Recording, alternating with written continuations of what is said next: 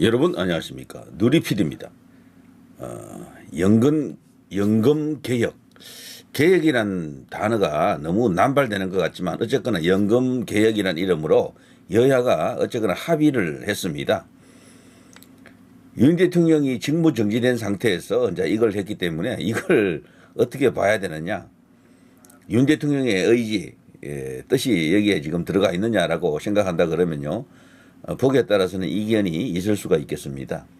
최상봉기가 어쨌거나 이걸 주도했다라기보다는 여야가 밀어붙인 상황이 됐죠. 결과적으로. 그런데 이게 굳이 따지자면은 야합에 가깝지 않나 이런 생각이 듭니다. 야합에. 이번에 이걸 보면 구조개혁이라기보다는 모수개혁이라 그러죠. 모수개혁. 윤 대통령이 원했던 것은 모수개혁이 아니고 구조개혁입니다. 구조개혁. 우리 언론 지금 나와 있는 헤드라인을 쭉 읽어보면 최상목 연금 모수개혁 뜻깊다. 국회에서 구조개혁 이끌어내길. 그러니까 구조개혁은 아직 못한 거예요. 대통령의 뜻은 원래 구조개혁이었거든요. 한 방에 다 하는 걸 원했습니다. 모수개혁 플러스 구조개혁까지 다 하는 걸 원했는데 미봉책이죠. 어떻게 보면은. 그나마도 이제 여야가 그동안 워낙 합의가 안 된 상황 속에서 이런 거라도 해주니까 모처럼 어쨌거나 합의를 이끌어냈다라는 그런 평가는 가능하지만 글쎄요. 자, 아무튼 모수개혁 그러는데 이게 이제 무슨 말인가 하고 묻는 사람들도 있습니다. 그래서 이 소위 말해서 연금 시스템을 바꾸는 그 구조개혁과는 달리 숫자만 바꾸는 거죠. 연금에 적용되고 있는 숫자를 조정하는 방식을 모수개혁이다. 이렇게 이제 말하는 거죠. 자, 어쨌거나 이거는 이제 결론이 났습니다. 났는데, 이후에 이제 정치적 계산을 한번 해볼 필요가 있습니다. 소위 말해서 이 개혁이 어떠한 결과를 가져오느냐. 직장인 같은 경우에서는 통상 한 월 6만 원 더 내고 연금으로 월 9만 원은 더 받는다라고 합니다. 직장인 같은 경우에는 6만 원 더 내고 월 9만 원 더 받는다. 이런 평가도 가능하고 연금 내는 돈이 8년에 걸쳐 9%가 13%로 늘어나고 그리고 기금 소진 최대 15년을 늦춘다. 이런 거 있고요. 그 밖에 이제 주요 언론사의 헤드라인을 보게 되면요. 월급 309만 원인 사람은요. 여기 신규로 가입할 경우에 2,707만 원을 더 내고 2,707만 원을 더 내고 2,170만 원 더 받는다. 조선일보 같은 경우에는 이런 헤드라인을 뽑아놨네요. 월급 309만 원 신규 가입 시에 2,707만 원을 더 내고 2,170만 원 더 받는다. 2,707만 원 더 내고 2,170만 원 더 받는다. 첫째 아이부터 출산 혜택을 이제 받게 된다. 총 수령액은 787만 원이 늘어났다. 자, 얼핏 보면 나쁘지 않은 것처럼 보이지만요. 이제 이거는 정치적으로 보는 것과 실질적으로 기금 혹은 연금을 관리하는 그것과는 또 다른 이야기가 있습니다. 우리 이제 주요한 중도층 세대 혹은 정치적 그 캐스팅 보트가 된 2030 이들이 어떻게 보느냐를 이제 생각해 봐야 되는데요. 이게 지금 간단치가 않습니다.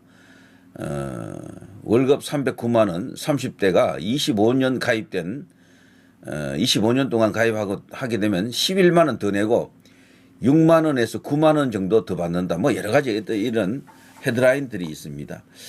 자, 이제 이런 연금 계획에 대해서요. 2030 그리고 그 위에 4050 이들의 이제 생각들이 어떠냐가 참 중요한데 20대들은 아직 이제 대학생들이 대부분이고 직장인들이 많지 않고요. 그래서 조금 온도차가 있을 수가 있지만 어쨌거나 30대, 40대 이들은 여기에 대해서 굉장히 예민한 어떤 반응을 보이고 있죠. 통상 30, 40 세대를 하나로 묶기는 어렵지만 이 연금 계획에 관해서는요. 그들의 입장이 또 비슷할 수가 있습니다. 그래서 30, 40 세대 등 여야 83명 연금개혁 반대 기권 청년 희망 빼앗았다 이러면서 반발 움직임을 보이고 있다라고 합니다. 이게 또 연합뉴스발 헤드라인이네요. 기성세대 양보안이 모두 빠졌다. 여기서 말하는 기성세대는 50대를 말하죠. 이거는 임시변통이다. 여당 의원 절반 넘게 찬성 안 했다. 저는 이 찬성 안 하는 게 윤 대통령의 뜻에 가깝다라고 보거든요. 자, 노동계 출신 야당 의원들 당초 대비 소득 대체율 하향 조정에 반발했습니다. 그래서 여당은 여당대로 야당은 야당대로 서로 불만족한 상태로 궁여지책 혹은 임시 변통 수준으로 소위 이제 모수 개혁이라는 것을 숫자 노름을 했다라고 이제 볼 수가 있겠는데요. 자, 아무튼 보험료율 13%, 소득 대체율 43% 등 모수 개혁을 담은 국민연금 개혁안이 어쨌거나 국회 본회의를 통과했습니다. 이게 2025년 3월 20일입니다. 이 과정에서 여야 의원 83명이 반대 혹은 기권했고요. 여당에서는 30대 의원들인 김용태, 김재섭, 우재준, 조지현 의원과 40대 정희용, 진종호 의원 등을 중심으로 반대표를 행사했습니다. 60대인 윤상현, 김도읍, 박태출 의원 등도 동참했고요. 나경원, 안철수, 한기호 의원 등은 기권했습니다. 자, 우재준 의원이라고 있는데요. 이날 표결 직후 페이스북에 연금 수령 연령 상향 조정, 자동 조정 장치 등 기성세대가 양보할 수 있는 안들은 모두 빠졌다. 민주당의 목리로 변경된 오늘의 연금 개혁안에 대해서는 역사적 평가가 있을 것이다. 이런 식으로 맹비판했습니다.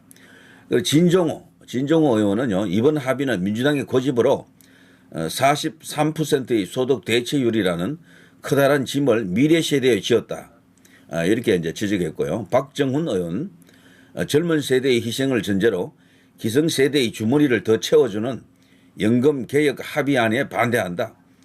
86세대의 표만 보며 미래 세대로부터 희망을 빼앗고 있는 민주당의 압박에 정부와 우리 당이 굴복했지만 저까지 거기에 동참할 수 없다. 이런 식으로 반발하고 있습니다. 여당의 경우 소속 의원 절반이 넘는 56명이 기권 반대표를 던졌습니다. 야당에서는 청년과 노동계 출신 의원들이 주로 반대 기권표를 던졌다라고 합니다. 미래 세대인 청년층의 부담을 증가한다는 취지와 소득 대체율을 당초 주장보다 낮춰 합의함으로써 노후 소득 보장이 약해졌다라는 그런 어떤 지적도 있죠. 자, 민주당에서는요, 더불어민주당입니다. 이소영, 장철민, 전용기 의원 등 3명이 국민연금법 개정안 처리에 반대했고요. 김동아, 김한규, 민홍철, 모경종, 박홍배 의원 등이 기권했습니다. 전용기, 김동아, 모경종 의원은 30대, 이소영, 장철민 의원은 40대라고 하죠. 그래서 3040대의 격렬한 반대를 지금 이끌어내고 있습니다. 다만 50대들은 뭐 그나마도 뭐 만족한다라는 건 아니지만요, 덜 비판적이에요. 50대는. 자, 이것 때문에 말이죠. 통상 4050이라고 하는 하나의 그 묶임, 그 그룹이 있잖아요. 거기가 나름대로 그 요동을 칠 수가 있습니다. 분열이 될 수도 있는 거대 이슈죠, 이게. 자, 어쨌거나 이거는 임시 변통은 되겠지만 국민연금의 만성적인 적자 구조는 해결되지 않고 조금 더 어린 2030 세대에게 다시 그 책임을 부담을 전가하는 것이다라고 보는 게 사실에 부합하는 그런 이야기다, 이렇게 볼 수가 있겠죠. 한국노총 출신인 박홍배 의원이라고 있습니다. 이 사람은 기권을 했네요. 민주노총 출신인 진보당 윤종호, 전종덕, 정혜경 의원 등은 또 반대했고요. 자, 이 중에서도 박홍배 의원 같은 경우는 21대 국회 막바지 시민 공론화에서 뜻을 모았던 소득 대체율 50%, 보험료율 13%에서 많이 벗어나 시민들의 실망이 크다라는 것을 지적했습니다. 참고로 이 박홍배 의원은 민주당 소속이죠. 자, 아무튼요, 국민연금법 개정안 처리를 앞두고 본회의장에서도 의원들 사이에 격렬하게 찬반 토론이 있었다라고 합니다. 21대 국회에서 연금특위위원장을 지낸 주호영 현재 국회 부의장, 이 사람은 이번 개혁안은 여전히 기성세대에게 유리하고 완전하지도 않다.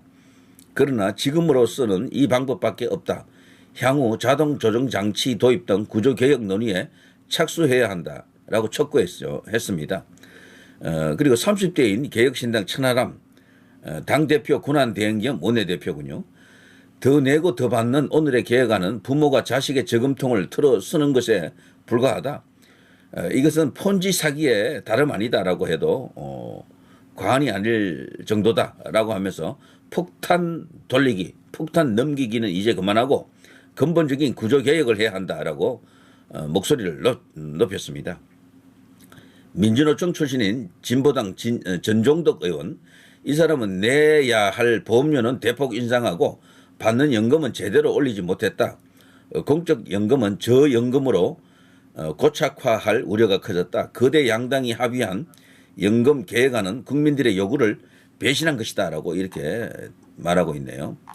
자, 여기 네이버에 들어가 보면요, 상단에 걸려 있는 순공감서 몇 개 읽어보겠습니다. 말 그대로 젊은 시절엔 화염병 던지고 반미 반일 외치다 50대를 말합니다. 이제 은퇴 시기 다가오는 똥86을 위한 연금 개혁, 미래 세대가 죽든 말든 이런 게 있고요. 민주당 영감들 젊었을 때 술 먹고 노동가 부르고 화염병 던지고 놀다가 이제 나이 드니 더 편하게 놀고 저승 가시겠다?